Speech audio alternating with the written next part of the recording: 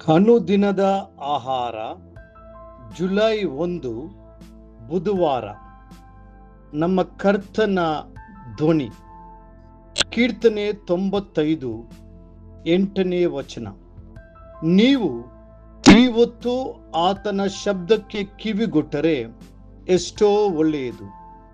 ನಿಮ್ಮ ಹಿರಿಯರು ಅರಣ್ಯದಲ್ಲಿರುವ ಮೆರಿಬದಲ್ಲಿ ಮಸ್ಸಾ ದಿನದಲ್ಲಿ ಮಾಡಿದಂತೆ ನೀವು ನಿಮ್ಮ ಹೃದಯವನ್ನು ಕಠಿಣ ಮಾಡಿಕೊಳ್ಳಬೇಡಿರಿ. ಕರ್ತನು ನಿಮ್ಮೊಂದಿಗೆ ಮಾತನಾಡಲು ಬಯಸುತ್ತಾನೆ. ಆತನು ನಿಮ್ಮನ್ನು ಚೈತನ್ಯಗೊಳಿಸಲು, ನಡೆಸಲು ಮತ್ತು ತನ್ನ ಮಾರ್ಗಗಳಲ್ಲಿ ಮುನ್ನಡೆಸಲು ಹಂಬಲಿಸುತ್ತಾನೆ. ಆದ್ದರಿಂದ ಕರ್ತನ ಧ್ವನಿಗೆ ಗಮನ ಕೊಡುವವರಾಗಿಯೂ ಮತ್ತು ವಿಧೇಯರಾಗಿಯೂ ಇರ್ರಿ. ಕೀರ್ತನೆಗಳು 29 ಕರ್ತನ ಧ್ವನಿಗಾಗಿಯೇ ಸಮರ್ಪಿತವಾದ ಒಂದು ವಿಶೇಷವಾದ ಅಧ್ಯಾಯವಾಗಿದೆ. ಅಲ್ಲಿ ನಾವು ಹೀಗೆ ಓದುತ್ತೇವೆ: ಯೆಹೋವನ ಧ್ವನಿಯು ಎಷ್ಟೋ ಬಲವುಳ್ಳದ್ದು, ಎಷ್ಟೋ ಗಂಭೀರವಾದದ್ದು. ಯೆಹೋವನ ಗರ್ಜನೆಗೆ ದೇವದಾರು ವೃಕ್ಷಗಳು ದಡಲ್ ಎಂದು ಮುರಿದು ಬೀಳುತ್ತವೆ. ಯೆಹೋವನು ಲೆಬನೋನ್ ಪರ್ವತದಲ್ಲಿನ ಮಹಾದೇವದಾರುಗಳನ್ನು ಮುರಿದು ಬಿಡುತ್ತಾನೆ. ಕೀರ್ತನೆ 29 3-5 ವಚನಗಳು. ನಮ್ಮ ಕರ್ತನ ಧ್ವನಿಯನ್ನು ಕೇಳಲು ಸಿದ್ಧರಾಗಿರಿ. ಆದಾಮ ಮತ್ತು ಅವಳು ಹಗಲಿನ ತಂಗಾಳಿಯ ವೇಳೆಯಲ್ಲಿ ದೇವರ ಧ್ವನಿಯನ್ನು ಕೇಳಿದರು. ಆದಿಕಾಂಡ 3ನೇ ಅಧ್ಯಾಯ 8ನೇ ವಚನ. ವಿಜ್ಞಾನಿಗಳ ಪ್ರಕಾರ ದಿನದ ಅತ್ಯಂತ ತಂಪಾದ ಸಮಯವೆಂದರೆ ಮುಂಜಾನೆ 3 ಮತ್ತು 4 ಗಂಟೆಯ ನಡುವಿನ ಅವಧಿಯಾಗಿದೆ. ಕರ್ತನೇ ಸ್ವತಃ ಹೀಗೆ ಹೇಳಿದ್ದಾರೆ: ಆತುರದಿಂದ ಹುಡುಕುವವರು ನನ್ನನ್ನು ಕಂಡುಕೊಳ್ಳುವರು. ಜ್ಞಾನೋಕ್ತಿಗಳು 8ನೇ ಅಧ್ಯಾಯ 17ನೇ ವಚನ. ಪ್ರಪಂಚದ ಗದ್ದಲಗಳು ನಿಮ್ಮ ಕಿವಿ ಮತ್ತು ಮನಸ್ಸುಗಳನ್ನು ತುಂಬುವ ಮುನ್ನವೇ ಕರ್ತನ ಧ್ವನಿಯನ್ನು ಕೇಳಲು ಮುಂಜಾನೆಯೇ ಎದ್ದೇಳಿರಿ. ಆತನ ಹೃದಯವು ಸಂತೋಷಗೊಳ್ಳುವಂತೆ ಆತನನ್ನು ಸ್ತುತಿಸಿರಿ ಮತ್ತು ಆರಾಧಿಸಿರಿ. ಪ್ರವಾದಿಯಾದ ಎಲೀಷನು ಜನರಿಗೆ ಕರ್ತನ ಸಂದೇಶವನ್ನು ತರುವ ಮುಂಚೆ ದೇವರ ಸನ್ನಿಧಿಗಾಗಿ ಹಂಬಲಿಸುತ್ತಿದ್ದನು. ಒಬ್ಬ ಗಾಯಕನು ವಾದ್ಯವನ್ನು ನುಡಿಸುತ್ತಿದ್ದಾಗ ಕರ್ತನ ಕೃಪೆಯ ಹಸ್ತವು ಅವನ ಮೇಲೆ ಬಂತು. ಪ್ರವಾದನ ಅಭಿಷೇಕವು ಅವನ ಮೇಲೆ ನೆಲೆಸಿತು ಮತ್ತು ಆಗ ಅವನು ಪ್ರವಾದಿಸಿದನು ಎಂದು ಸತ್ಯವೇದವು ನಮಗೆ ತಿಳಿಸುತ್ತದೆ. 2 ಅರಸುಗಳ ಪುಸ್ತಕ 3ನೇ ಅಧ್ಯಾಯ 15ನೇ ವಚನ.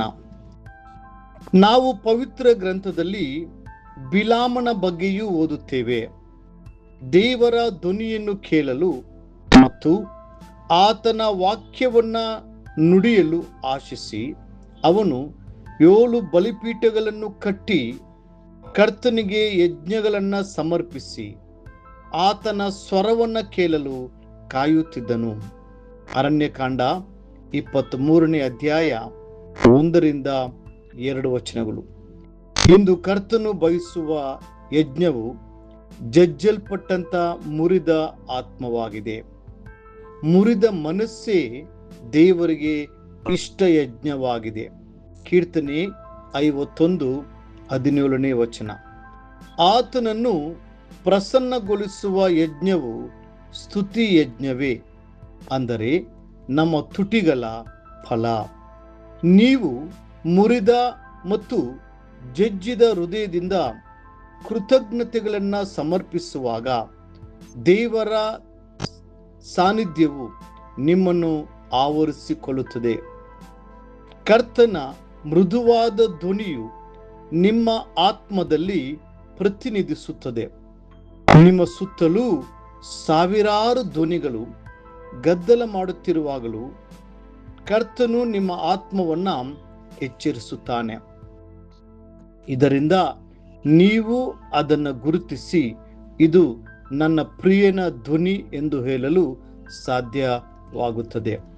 ಪ್ರಿಯ ದೇವರ ಮಕ್ಕಳೇ, ದೇವಕುಮಾರನು ನಿಮ್ಮೊಂದಿಗೆ ಸಂಭಾಷಿಸಲು ಮತ್ತು ನಿಮ್ಮ ಸಹವಾಸದಲ್ಲಿ ಆನಂದಿಸಲು ಇಳಿದು ಬರುತ್ತಾನೆ. ಆ ಪವಿತ್ರಾತ್ಮನು ತನ್ನ ಶಾಂತವಾದ ಮೃದುವಾದ ಧ್ವನಿಯಲ್ಲಿ ನಿಮ್ಮೊಂದಿಗೆ ಮಾತನಾಡಲು ಬಯಸುತ್ತಾನೆ. ಆ ಪ್ರೀತಿಯ ಧ್ವನಿಗೆ ನಿಮ್ಮ ಹೃದಯವನ್ನು ಯಾವಾಗಲೂ ತೆರೆದಿಡಿರಿ. ಮುಂದಿನ ಅಧ್ಯಯನಕ್ಕಾಗಿ ದೇವರ ವಾಕ್ಯ. ನಾನು ನಿದ್ರೆಗೊಂಡಿದ್ದರೂ ನನ್ನ ಹೃದಯವು ಎಚ್ಚರಗೊಂಡಿತ್ತು. ಇಗೋ, ಎನ್ನಿನಿಯನು ಕದ ತಟ್ಟಿ, ಪ್ರಿಯಲೆ, ಕಾಂತಲೆ, ನಿರ್ಮಲೆಯೇ, ಬಾಗಿಲು ತೆಗೆ.